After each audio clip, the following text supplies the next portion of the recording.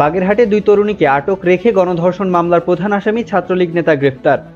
RAB ৬ Khulna ক্যাম্পের একটি চৌকস আভিযানিক দল মাত্র ৪৮ ঘন্টার মধ্যে গত ১৬ জানুয়ারি রাতে গোপন সংবাদের ভিত্তিতে গোপালগঞ্জ জেলার কাশিয়ানী থানাধীন ভাটিয়াপাড়া গোলচত্বর এলাকায় অভিযান পরিচালনা করে চাঞ্চল্যকর গণধর্ষণ মামলার অন্যতম প্রধান আসামি মেহেদী হাসানকে গ্রেফতার করে। প্রাথমিক জিজ্ঞাসাবাদে উক্ত আসামি গণধর্ষণের সাথে জড়িত থাকার বিষয়টি স্বীকার করে। আপনারা জানেন গত ২-৩ দিন আগে বাগেরহাটে একটা অপ্রীতিকর এবং খুবই ন্যাক্কারজনক ঘটনা ঘটেছে। গত ১৩ জানুয়ারি দিবাগত রাত্রে দুইজন তরুণী তারা তাদের চাচাতো ভাই ও বন্ধুর সাথে রামপাল বিদ্যুৎ কেন্দ্র বেড়াতে গেছিল। সেখান থেকে ফিরতে একটু রাত হয়। রাত ১১টার দিকে তারা মাজার রোড মাজার যেটা আছে ওই মাজার রোডে তারা আসার পথে মোটরসাইকেল আসার পথে একটা গতিরোধক আছে, ওই গতিরোধকে যখন আসে শীতের রাত্রে এবং নির্জন রাস্তার সুযোগ নিয়ে দুইজন দুর্বৃত্ত শাকিল খান এবং মেহেদী হাসান, তো শাকিল খান একটা তরুণীর যখন ওই গতিরোধকে মোটরসাইকেলটা একটু গতি স্রোত হয় তখন ওড়না ধরে টান দেয় এবং এতে মোটরসাইকেল নিয়ন্ত্রণ হারিয়ে পড়ে যায়। এই ঘটনা দেখে পাশে যে আরেকটা মোটরসাইকেল ছিল, আরেকটা তরুণী ছিল ওই মোটরসাইকেলে এবং একটা তরুণ, তারা নেমে এদের সাথে এগিয়ে আসলে এই দুর্বৃত্ত তখন এই অহেতুক এদেরকে মারধর শুরু করে, দুই তরুণ এবং তরুণীকে মারধর শুরু করে। এতে এক তরুণ সে ভয়ে পালায় যায়, তাদের বয়স তো বেশি না, ২০-২১ এরকম বয়স হবে। তখন এই দুর্বৃত্ত শাকিল এবং মেহেদী দুই তরুণীকে ৩ দফায় জোরপূর্বক ধর্ষণ করে। প্রথমে হচ্ছে একটা দোকানে নিয়ে যায়, দোকানে নির্জন বেঁচে, পরবর্তীতে একটা টিন শেড আধা পাকা দোকানে নিয়ে যায় ধর্ষণ করে এবং ৩য় দফায় ধর্ষণ করে আরেকটা প্রাথমিক বিদ্যালয় মানে যেখানে নির্জন। ধর্ষণ করার পর মেয়েদের কাছ থেকে তাদের টাকা পয়সা যা ছিল প্লাস স্বর্ণ অলংকার সেগুলো ছিনিয়ে নেয়। ছিনিয়ে নিয়ে তাদেরকে ভয় ভীতি দেখিয়ে ছেড়ে দেয় যে কাউকে যেন না জানায়। কিন্তু তরুণী এবং তরুণরা পরে বাসায় পৌঁছার পরে 999-এ কল দেওয়ার পর পুলিশ ঘটনাটি জানতে পারে এবং আমরা জানতে পারি। এমন ন্যাক্কারজনক এবং এরকম জঘন্য একটা ঘটনা যে আমরা স্তম্ভিত হয়ে যায়। এটা বিভিন্ন মানে আপনারা জানেন যে বিভিন্ন ইলেকট্রনিক্স এবং প্রিন্ট মিডিয়া সহ সমস্ত মিডিয়াতে আসে এবং সামাজিক যোগাযোগ মাধ্যমে আসে। তো র‍্যাব একটি এলিট বাহিনী, আমরা যেখানে জনগণের নিরাপত্তা বিঘ্নিত হবে, বিশেষ করে এই দেশে একটা তরুণী তারা নির্বিঘ্নে রাস্তা চলাচল করতে পারবে না এরকম একটা ঘটনার সম্মুখীন হতে হবে, সেখানে তো র‍্যাব থেমে থাকতে পারে না। তো যে আসামি সে খুবই ধুরন্ধর, সে তার সমস্ত ডিজিটাল ডিভাইস থেকে সে সম্পূর্ণ মুক্ত হয়ে সে বিভিন্ন জায়গায় পালিয়ে বেড়ায়। তো আমরা আমাদের এলিট ফোর্স, আমাদের দক্ষতা, আমাদের যে প্রযুক্তিগত যে আমাদের সহায়তা এবং আমাদের যে চৌকস গোয়েন্দা দল সবকিছু মিলিয়ে আমরা তাদেরকে 48 ঘন্টার মধ্যে আসামি মেহেদী হাসানকে আমরা গ্রেফতার করতে সক্ষম হই গতকাল সন্ধ্যায় গোপালগঞ্জের মুকসুদপুরে। এবার পাকিস্তানে ইরানের ক্ষেপণাস্ত্র হামলা, 2 শিশু নিহত হয়েছেন। পাকিস্তানের ভেতরে একটি সুন্নি উগ্রবাদী গ্রুপের ঘাঁটিতে ক্ষেপণাস্ত্র ও ড্রোন হামলা চালিয়েছেন ইরান। এতে 2 শিশু নিহত হয়েছে। পাকিস্তান তার সীমান্ত লঙ্ঘনের জন্য ইরানের তীব্র নিন্দা করেছে এবং প্রতিশোধ গ্রহণের সংকল্প ব্যক্ত করেছে। ইরানের রাষ্ট্রীয় মালিকানাধীন তাসনিম সংবাদ সংস্থা জানিয়েছেন, ইরান নিখুঁত ক্ষেপণাস্ত্র এবং ড্রোন হামলা চড়িয়ে জৈশ আল আদল উগ্রবাদী গ্রুপের 2টি ঘাঁটি তারা ধ্বংস করেছে। ইরান এর আগে সোমবার ইরাক ও সিরিয়ার ক্ষেপণাস্ত্র হামলা চালায়। ইরান দাবি করে তারা ইরাকে ইসরায়েলি গোয়েন্দা সংস্থা মোসাদের একটি স্পাই হেডকোয়ার্টার ধ্বংস করেছে। এদিকে পাকিস্তানের পররাষ্ট্র মন্ত্রণালয়ের মুখপাত্র মমতাজ জাহারা বালুচ বুধবার এক বিবৃতিতে বলেন, এই উস্কানিবিহীনভাবে ইরানের পাকিস্তানের আকাশসীমা লঙ্ঘনের তীব্র প্রতিবাদ জানাচ্ছে পাকিস্তান। এই হামলায় 2 নিরীহ শিশু নিহত এবং আরও 3 বালিকা আহত হয়েছেন। তিনি বলেন, পাকিস্তানের সার্বভৌমত্ব লঙ্ঘন পুরোপুরি অগ্রহণযোগ্য এবং এর পরিণাম হতে পারে ভয়াবহ। বালুচ বলেন, ইরাক এবং পাকিস্তানের মধ্যে যোগাযোগের অনেক চ্যানেল থাকা সত্ত্বেও এ ধরনের অবৈধ কাজ করা আরও বেশি উদ্বেগের বিষয়। তিনি বলেন, পাকিস্তান ইতিমধ্যেই ইরানের পররাষ্ট্র মন্ত্রণালয়ের কাছে তাদের প্রতিবাদ জানিয়েছে।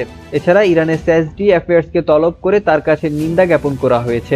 তিনি বলেন, পাকিস্তান সবসময় বলে আসছে যে সন্ত্রাসবাদ হলো অভিন্ন হুমকি। পাকিস্তানের ভেতরে ইরানের এ ধরনের হামলা নজরবিহীন ঘটনা। মঙ্গলবার সীমান্তের কাছাকাছি দক্ষিণ পশ্চিম বেলুচিস্তান প্রদেশের একটি গ্রামে হামলাটি চালানো হয়। ওই এলাকায় দুই দেশের প্রায় 900 কিলোমিটার সীমান্ত রয়েছে। এই সীমান্ত উভয় দেশের কাছেই উদ্বেগের বিষয় হয়ে রয়েছে। এখানে পাকিস্তান ও ইরান উভয়ই বিভিন্ন বিচ্ছিন্নতাবাদী গ্রুপের হামলার শিকার হয়। জৈশ আল আদল নামের গ্রুপটি কয়েক দশক ধরে হালকা বস্তিপূর্ণ অঞ্চলটিতে সক্রিয় রয়েছে। গত মাসে এই গ্রুপ হামলায় 1 ডজনেরও বেশি ইরানি পুলিশ নিহত হয়েছিল।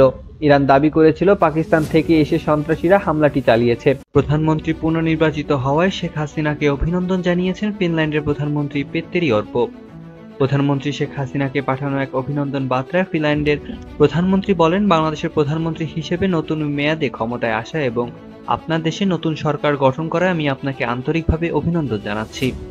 তিনি আরও বলেন, আমাদের দুই দেশের মধ্যে বন্ধুত্বপূর্ণ সম্পর্ক সহযোগিতা আরও বৃদ্ধির ক্ষেত্রে একটি দৃঢ় ভিত্তি গড়ে তোলার সুযোগ করে দেবে এবং আমি আপনাদের পারস্পরিক স্বার্থে বিভিন্ন ক্ষেত্রে অংশীদারত্বের অপেক্ষায় আছি। পেত্তেরি অর্পো বলেন, অনুগ্রহ করে আমার সর্বোচ্চ বিবেচনার আশ্বাস আপনি গ্রহণ করবেন। ফিলিস্তিনি স্বাধীনতাকামী সংগঠন হামাস ও ইসরায়েলের মধ্যে নতুন একটি চুক্তি সম্পাদনের খবর পাওয়া গেছে। মঙ্গলবার যুদ্ধরত দুপক্ষের মধ্যে নতুন এক চুক্তির ঘোষণা দিয়েছে কাতার।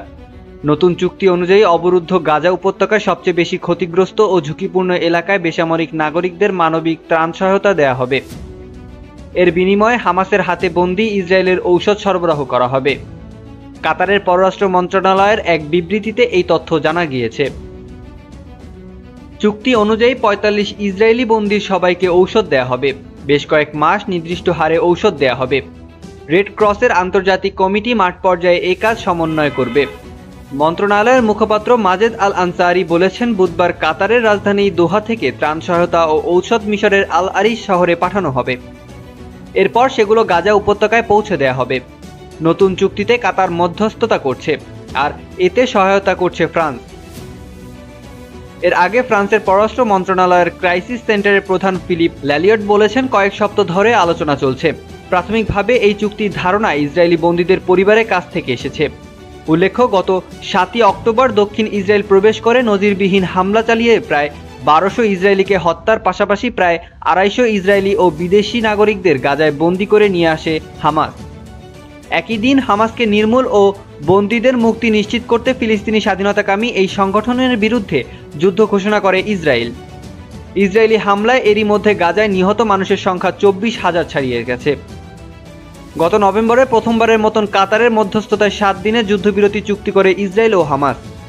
চুক্তির অংশ হিসেবে 110 ইসরায়েলি বন্দীকে মুক্তি দেয় হামাস। বিনিময়ে ইসরায়েলি কারাগার থেকে কয়েকশো ফিলিস্তিনিকে মুক্তি দেয় ইসরায়েল। তবে এখনও গাজায় হামাসের হাতে শতাধিক ইসরায়েলি বন্দী। পাটুরিয়া দৌলদিয়া নৌপথে যানবাহন সহ ফেরি ডুবি। পাটুরিয়া দৌলদিয়া নৌপথে যানবাহন সহ রজনীগন্ধা নামের একটি ফেরি ডুবে গেছে। বুধবার সকালে এমন ঘটনা ঘটে। এ ঘটনায় কয়েকজনকে জীবিত উদ্ধার করা হয়েছে। শেষ খবর পাওয়া পর্যন্ত উদ্ধার তৎপরতা চলবে। জয়পুরহাটের এসপি নূর আলম ও তার ভাই সারে আলমের বিরুদ্ধে ওঠা দুর্নীতির অভিযোগ অনুসন্ধানের নির্দেশ দিয়েছেন হাইকোর্ট। বুধবার বিচারপতি নজরুল ইসলাম তালুকদার হাইকোর্টের বেঞ্চে এই আদেশ দেন। পুলিশের চাকরি পাবার পরই বিদ্যুৎ গতিতে বাড়তে থাকে জয়পুরহাটের এসপি নূর আলম ও তার ভাই সারে আলমের অর্থবিত্ত। তাদের বিরুদ্ধে দুর্নীতির অভিযোগ ওঠার পর এবার তা অনুসন্ধানের নির্দেশ দিলেন হাইকোর্ট। গত বছরের 6 আগস্ট এক গণমাধ্যমের অনুসন্ধানী প্রতিবেদনে ওই দুই ভাইয়ের বিরুদ্ধে দুর্নীতির অভিযোগ ওঠে। প্রতিবেদনে বলা হয়, বাবার অর্থবিত্ত তেমন না থাকলেও দুই ভাই পুলিশের চাকরি পাবার পরই বিদ্যুতের গতিতে বাড়তে থাকে তাদের অর্থ সম্পত্তি। কম করে হলেও 150 কোটি টাকার সম্পদের মালিক তারা।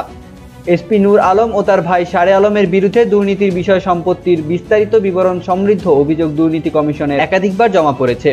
অভিযোগগুলো শতভাগ দুদকের তফসিলভুক্ত হলেও রহস্যজনক কারণে মামলা হয়নি একটিও। খুলনায় অনুমোদনবিহীন ল্যাব পরিচালনার জন্য 2টি প্রতিষ্ঠানকে অর্থদণ্ড প্রদান করেছে র্যাব 6।